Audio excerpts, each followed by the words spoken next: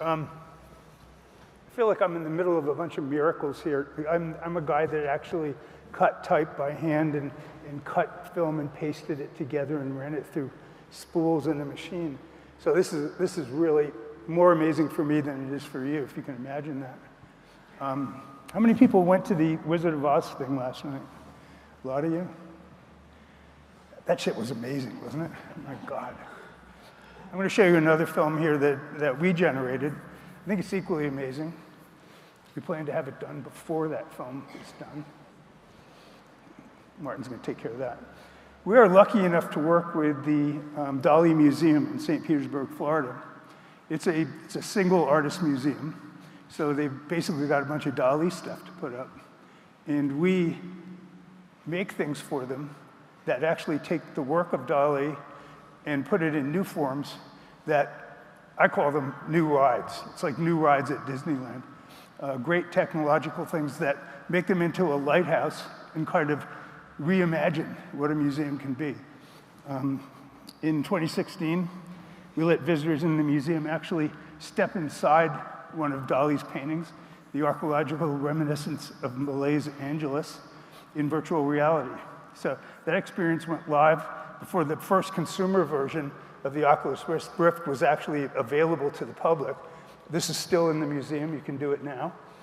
In 2019, we trained a GAN network to remind the world that Dali still lives. So we put him in a box in 3 places in the museum. And he actually tells you what's in the museum today. He reads you the paper, which gets remade every day. He tells you how to get to the bathroom. And in the end, he says, do you want to take a selfie with me? And he turns around, takes a selfie, and sends it to you. People just lose their minds when they see that. Finally, a couple of years ago, we explored the collective dreams of everyone. With visitors to the museum, they would put their dreams into an ever-growing tapestry. So we took everybody's dreams, made one big tapestry out of it all. It was the first time that a diffusion model was used in a large-scale museum experience. And this thing was also mind-blowing. It was like a collective dream of America on that day. Oh, and last spring, we installed a telephone. This is a Dali's aphrodisiac telephone. And you could pick it up, and it let visitors actually speak to Dali. You could ask him questions, ask him where to get a taco locally, or ask him about your own dreams. It combined a speech synthesis model and a large language model, and for the first time, a lobster telephone together. That will not happen again. So this tradition led us to something. This is the film that we're making now. It's a film that was envisioned by Dali in 1937. He left a little plan for it. It was never made. He took it to MGM. They said, we can't make this. It's too crazy. And it is now being made. And I'm going to have my man come out and explain how. Thanks, Jeff.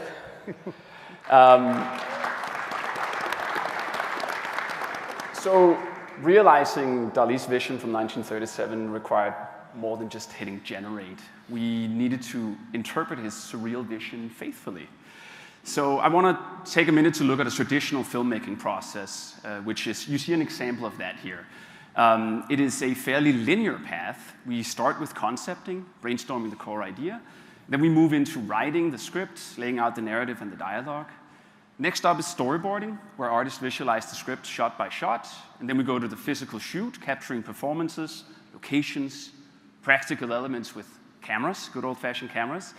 And after the shot, we often have a VFX phase, a coloring phase, adding digital layers, effects, and environments. And finally, editing is where everything comes together, where we refine the pace, integrate the sound, and assemble the final film. So it's a proven sequential process that we know really well, and that has specialized teams focusing on each distinct stage. Now, one of the big challenges with this is that going backwards in that sequential process is very expensive and time-consuming. In fact, it is often impossible.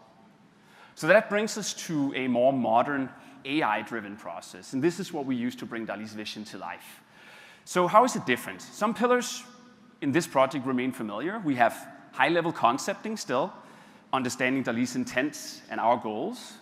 as well as the final editing stage where human craft creates the narrative flow and the impact of this film. But the traditional middle production stages, the detailed storyboarding, the physical shoot, and the complex VFX builds have fundamentally been transformed into what we call an iterative AI storyboarding and content creation loop. So instead of drawing each shot, we use DALL-E's scripts and our concepts to work with Gemini, crafting detailed prompts. Imagen 3 then visualized these as keyframes, and VO2 generated motion directly from those keyframes, creating the core content that would normally come from a shoot and extensive and expensive VFX work. Crucially, this AI process is non-linear. So unlike traditional production where reshoots are costly or even impossible, here we can instantly generate variations, or at least quickly generate variations, review them quickly, jump back to refine the prompts, and regenerate a scene with VO all over. It takes minutes, sometimes it takes hours. We can even do this in the editing stage, and it allows for a rapid iteration and experimentation that simply isn't possible in a traditional filmmaking process. So let's take a look at what that actually means here. Because I like what Justin just said about not having to write prompts, because a couple of years ago everyone was supposed to be a prompt engineer, but you know what? Gemini is much better at writing prompts than people are. So we take an example from the original screenplay, a man with a lobster on his head and caressing a swan in the middle of a huge forest of harps, and use Gemini to unfold the layers in that script segment. And that becomes a much more elaborate and interesting prompt, a surreal and dreamlike underwater scene. A woman with red hair and a lobster-like crown holds a white swan in her arms. The background features what seems to be underwater harp-like structures with long vertical elements that resemble seaweed or coral formations. The lighting is soft and diffused, creating an ethereal and somewhat haunting atmosphere. The color palette is dominated by shades of teal and brown, contributing to the watery ambience. All right? Poetry, what does that look like? Next step is Imagen 3, and this is what that looks like, the elaborate prompt that we developed over so many iterations, and it became this, so this is the first still that anyone sees from our film that we're so proud of. But of course, this is just a still, so let's see what happens after that. We then add the VO element, describing the camera motions, describing the action, turning into a beautiful scene in our film. And this was, in fact, your first glimpse of a scene from the final film. This process has been repeated a lot, and I want to, it still takes a lot of time to do this. The prompt took a long time to get to. We iterated over and over on just that one scene, and so far we've done that for 198 scenes in the final film. So there's still a lot of work here, so making the film is time-consuming, but the time spent in front of the computer is less costly than the time spent on a film set and the time spent in VFX. So the traditional approach is very costly. This is simpler for us to work with. All right, so this is an exciting moment for us. Giraffes on Horseback salads, inspired by Salvador Dali's screenplay, and it wouldn't be possible without Google Cloud. So I'm very excited to give you a glimpse, the first people in the world who get to see this, the trailer for Giraffes on Horseback Salad. Enjoy. Let me tell you about the strangest movie never made. In 1937, I wrote a story about a man and a surrealist woman, an enigmatic, almost mythical figure.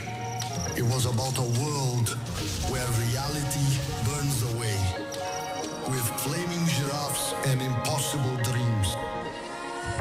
That was my vision, a movie full of wonder and strange beauty. But they said it was too wild, too impossible for its time. I agree, the world wasn't ready, until now. I called it Giraffes on Horseback Salad. Prepare yourself, because the impossible is coming to life.